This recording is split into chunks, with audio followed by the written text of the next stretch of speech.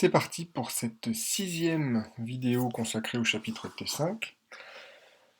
Alors, nous venons de démontrer que dans un gaz parfait monoatomique, l'énergie interne U s'écrit 3 demi de nRT, et donc la capacité thermique molaire s'écrit 3 demi de R, où R est la constante des gaz parfaits. Alors, évidemment, on ne va pas refaire toute cette démonstration pour les gaz diatomiques, pour les solides cristallins. On va plutôt, en fait, admettre un théorème beaucoup plus général, qui est le théorème d'équipartition de l'énergie, donc qui est énoncé juste ici. Que nous dit ce théorème? On va l'analyser ensuite, que tout degré de liberté énergétique quadratique, et ça, il va falloir qu'on y revienne, d'une particule d'un système thermostaté à la température T participe équitablement à l'énergie moyenne selon E égale 1,5 de kBT. Et donc la conséquence immédiate, c'est que chaque degré de liberté énergétique contribue à la capacité thermique d'un système d'un terme 1,5 de R.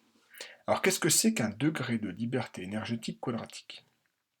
Mais en fait, on va revenir un petit peu à ce qu'on disait sur le gaz parfait monoatomique.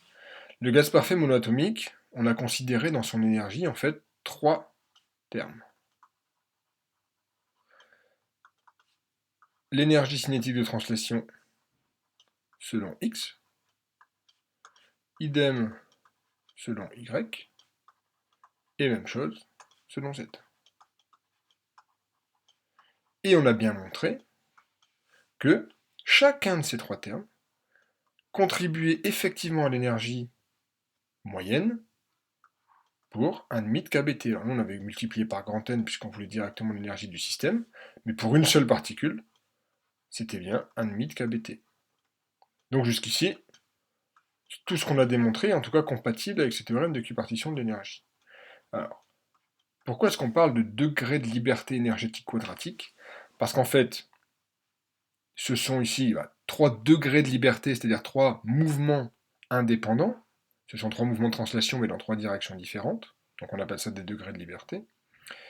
Énergétique quadratique, parce qu'en fait, on a un terme énergétique qui est proportionnel à la vitesse au carré. Alors ça peut être aussi la position au carré dans certains cas. Mais toujours est-il qu'un terme énergétique quadratique, c'est un terme dans lequel il y a la position ou la vitesse au carré qui intervient. Alors par exemple, on peut imaginer une énergie potentielle type élastique, où on sait que l'énergie, elle va s'écrire 1 demi de k fois x moins L0 au carré. Dans ce cas-là, c'est aussi un terme énergétique quadratique. Et donc désormais, ce qu'on a fait sur le gaz parfait monoatomique, c'est bien de l'avoir vu, parce que ça peut tomber, évidemment de façon détaillée, hein, vous le verrez sur le CCP 2019, mais ce qu'il faut savoir faire au-delà, c'est appliquer simplement le théorème d'équipartition de l'énergie à un système en étant capable de dénombrer ces degrés de liberté énergétique quadratique. Alors, c'est justement l'objet de l'application du petit 2, c'est l'étude du gaz parfait diatomique. Alors, un gaz parfait diatomique. On nous demande d'abord